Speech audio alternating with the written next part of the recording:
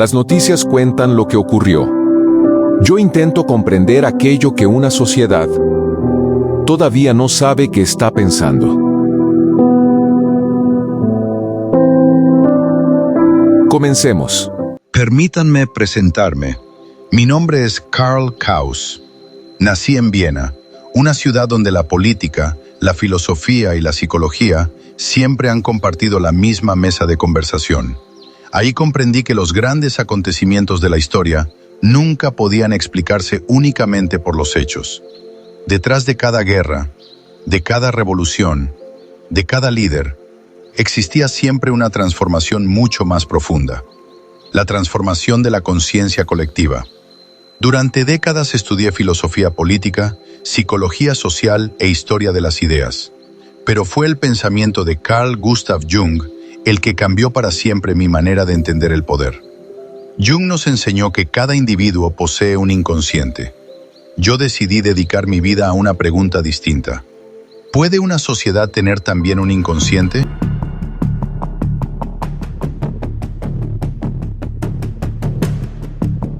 Parte de lo que pensamos y sentimos ocurre fuera de nuestra conciencia, influido por procesos invisibles que guían nuestras acciones diarias en la sociedad. A principios del siglo XX, el psiquiatra Carl Gustav Jung propuso una idea que cambiaría la forma de comprender la mente humana. La llamó el inconsciente, un espacio profundo donde se almacenan elementos que definen quiénes somos realmente. El inconsciente reúne recuerdos, emociones, experiencias, miedos y deseos que influyen en nuestra manera de actuar aunque no lo sepamos. Jung fue todavía más lejos. Propuso que, además del inconsciente personal, existen símbolos y arquetipos compartidos por todos nosotros. Esto es el inconsciente colectivo, una memoria compartida que influye en los movimientos de millones de personas al mismo tiempo. Cuando una sociedad pierde la confianza, cuando aparece una nueva esperanza, o cuando un símbolo logra emocionar a las masas, estamos observando la expresión pura de ese inconsciente colectivo actuando en nuestro comportamiento político y social contemporáneo. Hola, soy Karl Kraus y hoy empieza una nueva forma de entender la política. Las negociaciones entre México y Estados Unidos volvieron a ocupar el centro de la agenda nacional. La seguridad continuó marcando la conversación pública con nuevos operativos y hechos de alto impacto. La actividad política y las decisiones institucionales mantuvieron abierto el debate sobre el rumbo del país.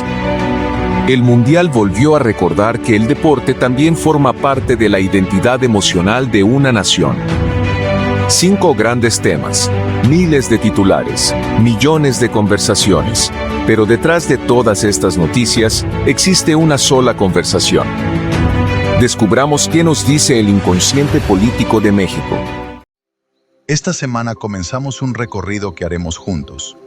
Cada semana analizaremos los acontecimientos más importantes de México, pero no lo haremos preguntándonos únicamente qué ocurrió.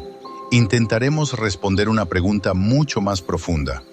¿Qué nos dice esta semana sobre el inconsciente colectivo de nuestro país? Porque las sociedades, igual que las personas, también desarrollan una personalidad. También tienen memoria, también acumulan heridas, también construyen esperanzas. Y esas emociones terminan influyendo en la política mucho antes de convertirse en decisiones. Si tuviera que resumir la primera semana de julio en una sola palabra, elegiría una: confianza. No porque haya sido la palabra más repetida, sino porque apareció escondida detrás de casi todas las conversaciones. Vivimos una paradoja. Queremos creer, pero también hemos aprendido a desconfiar. Cuando el gobierno anuncia un resultado, una parte de la sociedad piensa inmediatamente, ¿será verdad? Cuando escucha que la economía mejora, aparece otra pregunta: ¿lo sentiré realmente en mi vida cotidiana?